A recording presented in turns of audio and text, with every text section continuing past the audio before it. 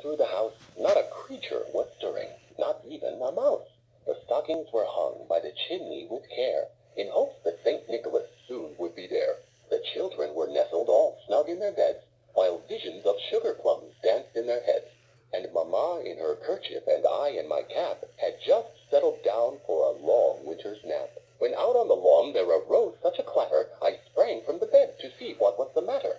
Away to the window I flew like a flash, tore open the shutters and threw up the sash. The moon on the breast of the new fallen snow gave the luster of midday to objects below, when what to my wondering eyes should appear but a miniature sleigh and 8 tiny reindeer, with a little old driver so lively and quick, I knew in a moment it must be St. Nick. More rapid than eagles his reindeer they came, and he whistled and shouted and called them by name.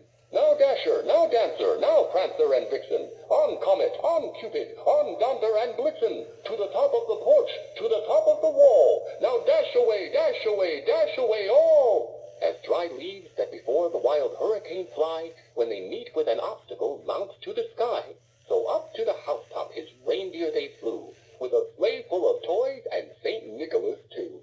And then in a twinkling I heard on the roof the prancing and pawing of each little hoof.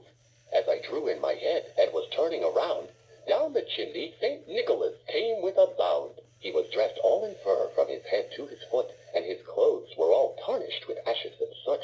A bundle of toys he had flung on his back, and he looked like a peddler just opening his pack. His eyes, how they twinkled, his dimples, how merry, his cheeks were like roses, his nose like a cherry, his droll little mouth was drawn up like a bow, and the beard of his chin was as white as the snow. The stump of a pipe he held tight in his teeth, and the smoke it encircled his head like a wreath.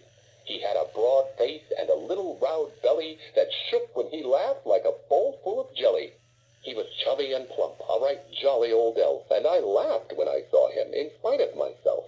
A wink of his eye and a twist of his head soon gave me to know I had nothing to dread.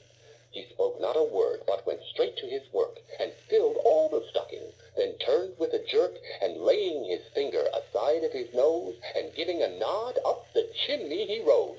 He sprang to his sleigh, to his team gave a whistle, and away they all flew like the down of a thistle. But I heard him exclaim as he drove out of sight, "Happy Christmas to all, and to all a good night."